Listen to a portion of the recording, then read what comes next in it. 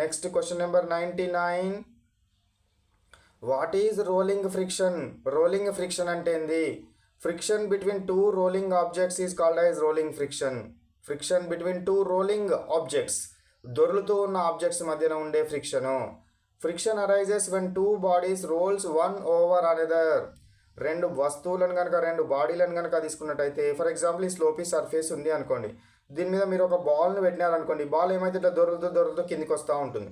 ఈ దొర్లుతూ దొర్లుతూ కిందికి వస్తూ ఉన్నప్పుడు, ఈ వస్తువు ఇటు వస్తూ ఉన్నప్పుడు, బాల్ ఇటు వస్తూ ఉన్నప్పుడు, ఈ స్లోపీ సర్ఫేస్ ఆపోజిట్లో అప్లై చేసే ఫోర్స్ని ఏమంటామంటే రోలింగ్ ఫ్రిక్షన్ అంటారు. ఏమంటారు? రోలింగ్ ఫ్రిక్షన్ అని అనడం జరుగుతుందనే విషయాన్ని మీరు గుర్తుంచుకోవాలి. Next question number 100. What is limiting friction? Limiting friction అంటే ఏంది? The maximum value of static friction is called as limiting friction. So ఒక వస్తువును కనుక నేను ఇక్కడ కనుక ఉంచినట్టయితే, ఈ వస్తువు మీద కనుక మీరు ఫోర్స్ని అప్లై చేస్తూ ఉన్నట్టయితే, ఈ వస్తువు కదలకుండా ఉన్నంత వరకు, లాస్ట్ ఏ ఫోర్స్ వరకు అయితే కదలకుండా ఉంటుందో మ్యాక్సిమం వాల్యూ, ఫర్ ఎగ్జాంపుల్ ఇది ఒక 20 న్యూటన్స్ని అప్లై చేస్తే, ఇక్కడ నాట్ హియర్, ఇక్కడ 20 న్యూటన్స్ కనుక మీరు అప్లై చేసినట్టయితే ఈ వస్తువు కదిలింది అనుకోండి.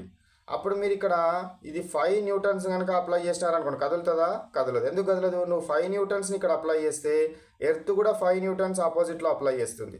నువ్వు 10 న్యూటన్స్ని అప్లై చేస్తే ఇది కూడా 10 న్యూటన్స్ని అప్లై చేస్తుంది. 15 న్యూటన్స్ని అప్లై చేస్తే ఇది కూడా 15 న్యూటన్స్ని అప్లై చేస్తుంది ఆపోజిట్లో, అంటే కదలదు. ఇట్లా కదలకుండా ఉన్నప్పుడు ఎంత నువ్వు మ్యాక్సిమం ఫోర్స్ని అప్లై చేసినప్పుడు కదులుతుందో, అంటే నువ్వు 20 న్యూటన్స్ని అప్లై చేయగానే నెమ్మదిగా దీనిలో కదలిక వస్తుంది. ఈ 20 న్యూటన్స్ ఆఫ్ ఫోర్స్ని ఏమంటారంటే లిమిటింగ్ ఫ్రిక్షన్ అంటారు. ఏమంటారు? లిమిటింగ్ ఫ్రిక్షన్ అంటారు అనే విషయాన్ని గుర్తుంచుకోవాలి. Next right laws of limiting friction. Limiting friction యొక్క ఏంటిది? Depends on nature of surfaces in contact.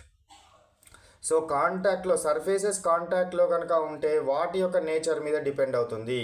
Surface అంటే కాంటాక్ట్లో ఉన్న సర్ఫేస్ మీద డిపెండ్ అవుతుంది. స్మూత్ సర్ఫేస్ ఉంటే కొంచెం ఫ్రిక్షన్ తక్కువగా ఉంటుంది, రఫ్ సర్ఫేస్ ఉంటే ఫ్రిక్షన్ ఎక్కువగా ఉంటుంది. Independent of area or shape in contact. ఇది దాని యొక్క షేప్ మీద కానీ, ఏరియా ఆఫ్ కాంటాక్ట్ మీద కానీ డిపెండ్ కాదు. దీని వెయిట్ అట్లాంటి వాటి మీదనే డిపెండ్ అవ్వడము జరుగుతుందనే విషయాన్ని మీరు గుర్తుంచుకోవాలి. సో ఇది మనకు అబౌట్ వాట్ లిమిటింగ్ ఫ్రిక్షన్.